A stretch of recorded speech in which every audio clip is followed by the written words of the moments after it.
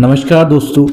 आज के इस सेशन में हम कवर करेंगे कि फिनयूनिक स्मॉल प्राइवेट लिमिटेड में अपने रिटेलर आईडी पैनल के अंदर हम वॉलेट मैनेजमेंट को कैसे यूज कर पाएंगे। इसके बाद में यदि हम बात करते हैं तो यहाँ पे देखो सबसे पहले आपका आ जाता है वॉलेट मैनेजमेंट। तो वॉलेट मैनेजमेंट में जब आप जाते हैं तो यहाँ पे आपको दिखता है ई वॉलेट रिपोर्ट। तो बेसिकली ई वॉलेट रिपोर्ट में क्या रहता है हम डिस्कस कर लेते हैं एक बार।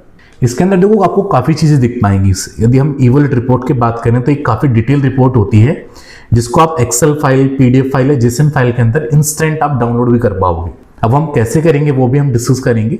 तो सबसे पहले देखो आपको यहाँ पे दिख पा रहा होगा लिखा है सर्च बाई ट्रांजेक्शन आईडी और डिस्क्रिप्शन। तो लेट सपोज आपने मंथ के अंदर अपने एन नंबर ऑफ ट्रांजेक्शन आपने करे। यदि आपको कोई पर्टिकुलर ट्रांजेक्शन आईडी सर्च करनी है तो आप यहाँ पे भी जाके सर्च कर पाएंगे उसके बाद में उसका टाइप भी आप यहाँ से सेलेक्ट कर सकते हैं कि आपका यदि क्रेडिट हुआ है, अमाउंट है, डेबिट हुआ है वॉलेट से, तो वो भी उसके थ्रू भी आप यहाँ पे चेक कर सकते हो। उसके बाद में आपका आ जाता है स्टेटस का कि सक्सेस रहा है आपका वो या फेल रहा है या पेंडिंग है, तो वो भी इसके अंदर आ जाएगा। उसके बाद में आपका आ जाता है मोड कि वो अमाउंट जो था वो वॉलेट के थ्रू ट्रांजेक्शन हुआ आपका या बैंक ट्रांसफर हुआ या कैश हुआ, तो वो भी आपको यहाँ पे दिख पाएगा।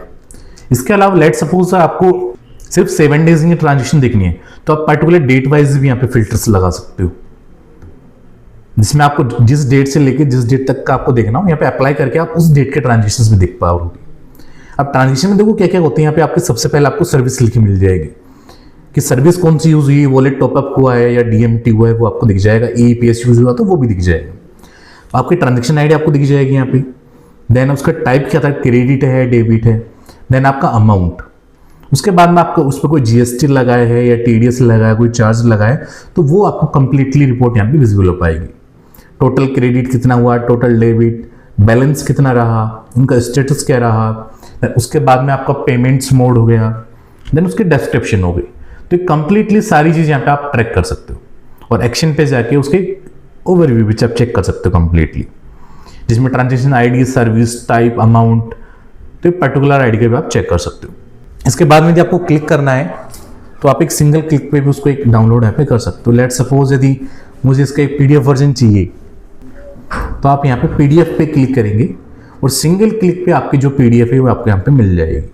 तो जैसे आप यहाँ पे जाके पीडीएफ भी इसको ओपन कर सकते हैं तो आपको यहाँ पे सारी डिटेल्स दिख जाएंगे, ट्रांजेक्शन रिपोर्ट आपका।